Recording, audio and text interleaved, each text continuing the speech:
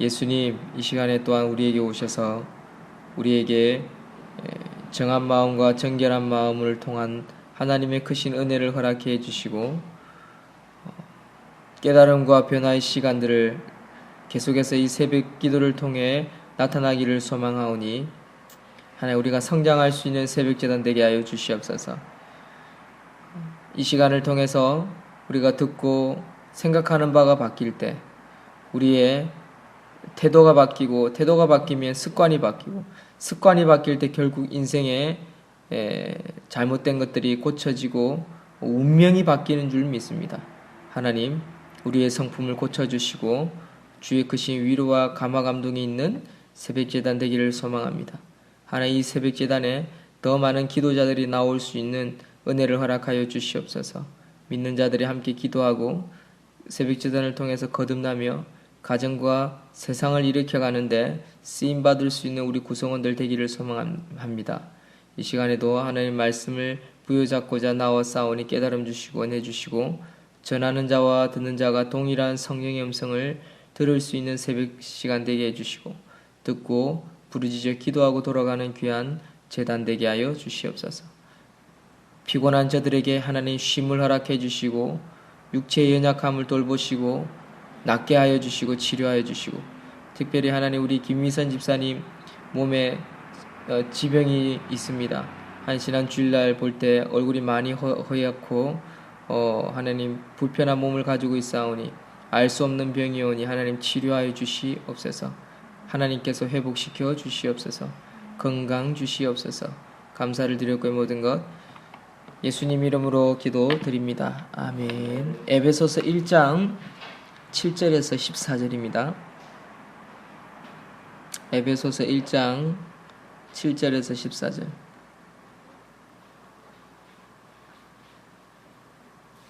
당분간 에베소서 계속 나가겠습니다. 에베소서 1장 7절에서 14절 우리 한 목소리를 읽겠습니다. 우리는 시작. 우리는 그리스도 안에서 그의 은혜의 풍성함을 따라 그의 피로 말미암아 속량 곧 죄사함을 받았느니라.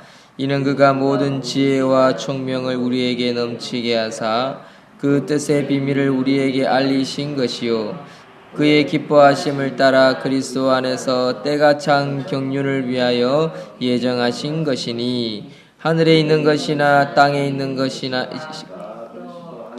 통일되게 하려 하심이라. 모든 일을 그의 뜻의 결정대로 일하시는 이의 계획을 따라 우리가 예정을 입어 그 안에서 기업이 되었으니 이는 우리가 그리스도 안에서 전부터 바라던 그의 영광의 찬송이 되게 하려 하심이라.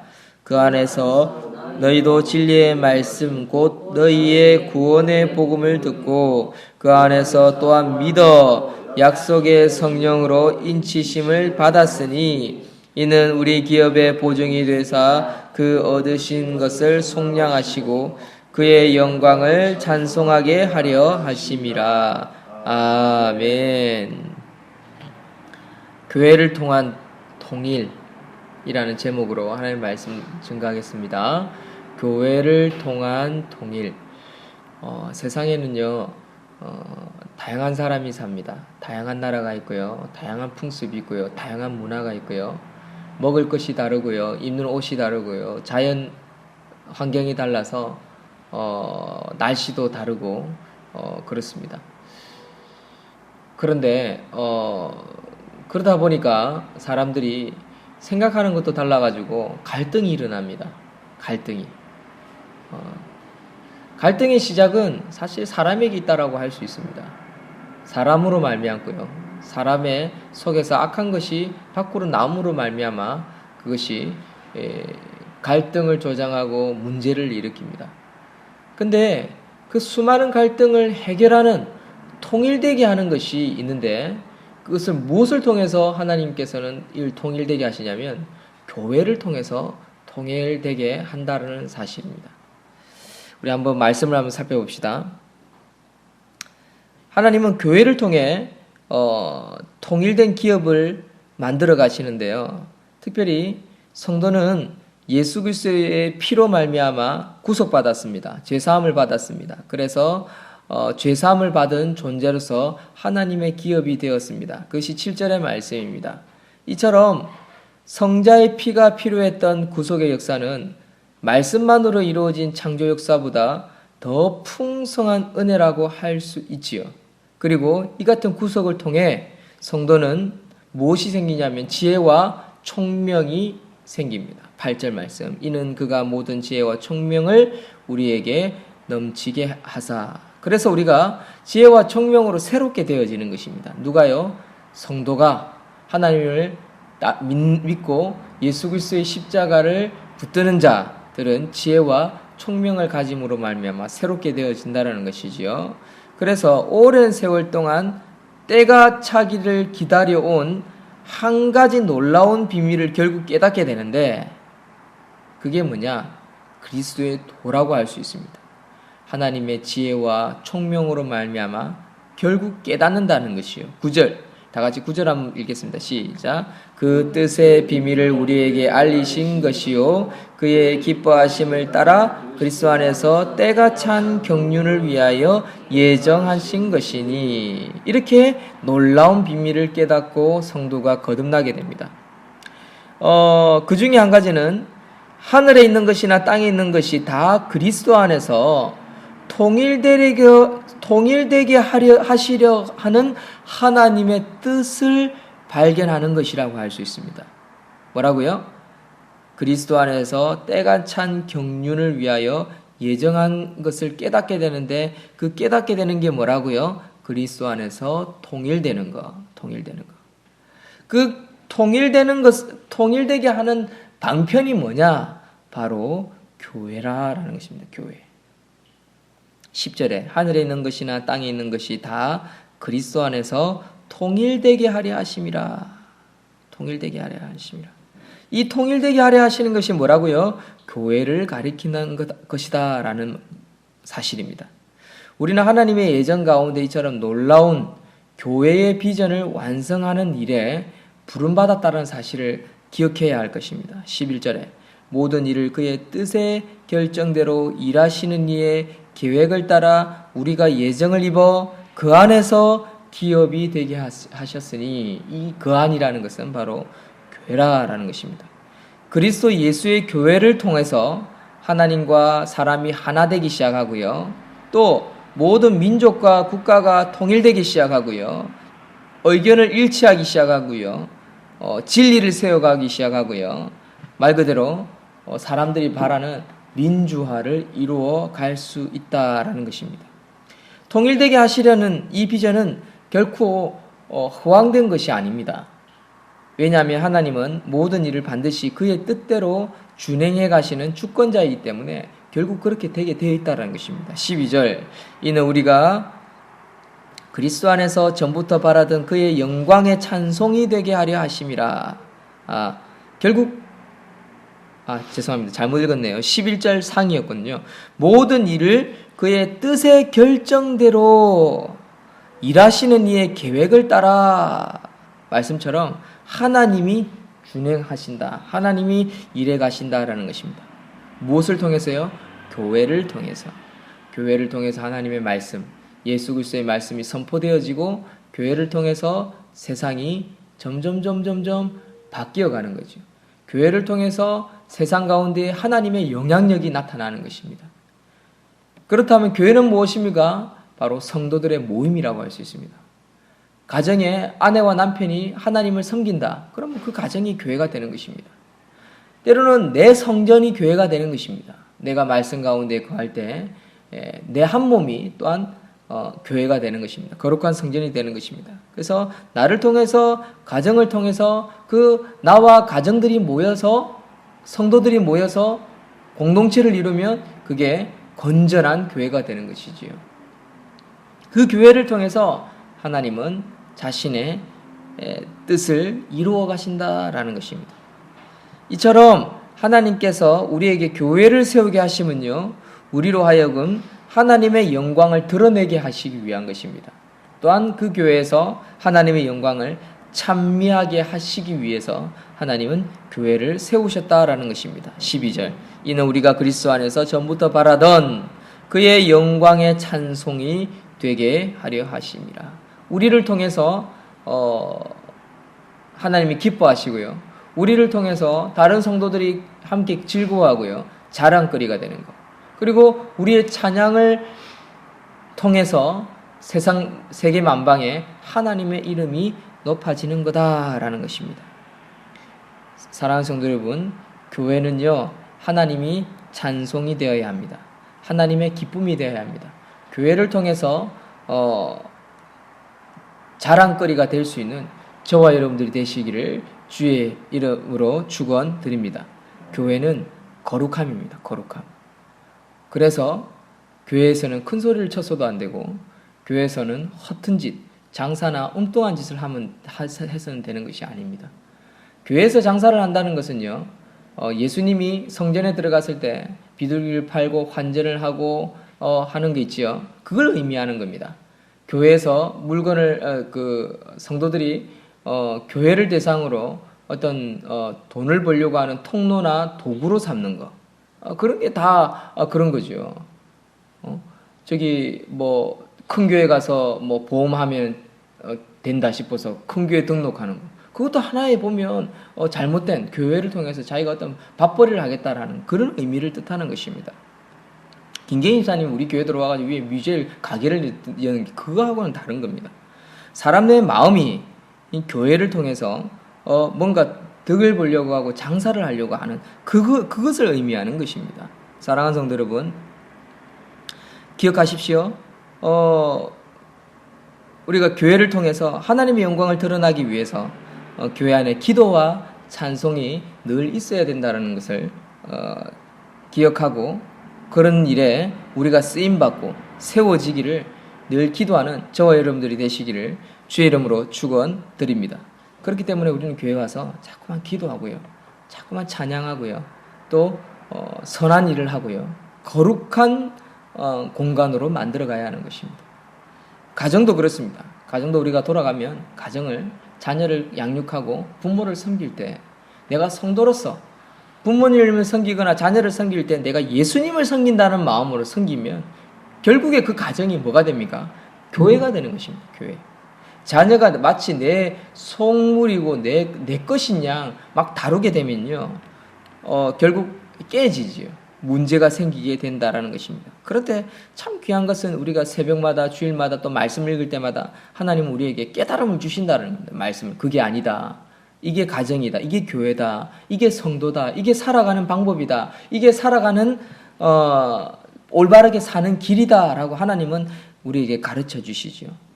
왜요? 하나님께서는 자신의 뜻대로 가정, 교회를 세우고 그 가정과 교회를 통해서 자신의 뜻을 세상 만방에 알리고자 하는 것이 하나님의 뜻이기 때문에 그런 거죠. 그래서 우리는 그냥 믿기만 하면요, 그저 가정과 교회가 되어지는 것을 봅니다. 체험하게 되죠. 놀랍죠. 나는 참 별 볼 일 없고 우리 구성원들은 참 별 볼 일 없는 것 같은데 하나님께서는 만들어 가시더라는 거죠. 그게 하나님의 능력입니다. 사랑하는 성도 여러분, 그 조그마한 것이 내 시작은 미약하나 내 나중은 장대하리라고 말씀하신 것처럼 우리의 시작, 우리의 가진 것은 참 보잘것없지만 결국에 시간이 흐르면요, 우리가 진득하게 그 자리를 지켜서 시간이 흐르면 하나님께서는 우리를 들어 쓰시는 겁니다. 때로는 내가 아니더라도 다른 사람을 통해서 그 교회 구성원이 되어서 하나님은 들어 쓰시게 된다라는 것입니다. 이 사실을 믿고 끝까지 섬겨나가는 저와 여러분들이 되시기를 주의 이름으로 축원드립니다. 결론을 맺겠습니다. 그렇기 때문에 하나님께서는요, 저와 이 교회를 보증하십니다. 보증.